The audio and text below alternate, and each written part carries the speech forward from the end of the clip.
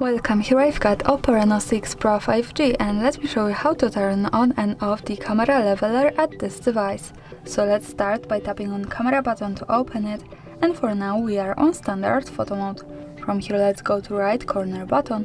When we tap to it, we get access to more options about the camera we can manage, with settings at the last position, so let's open them.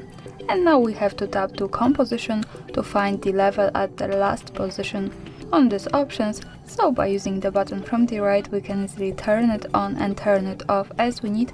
Now let me keep it turned on. When we move back to the preview, we have these plus icons at the center, so this is useful when we want to be sure that we hold our device steady when we need to take straight picture. And this is how it works.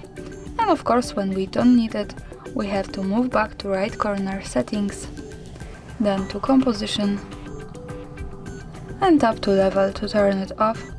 So for now, in the preview it has gone. That's all, thanks for watching, subscribe our channel and leave the thumbs up.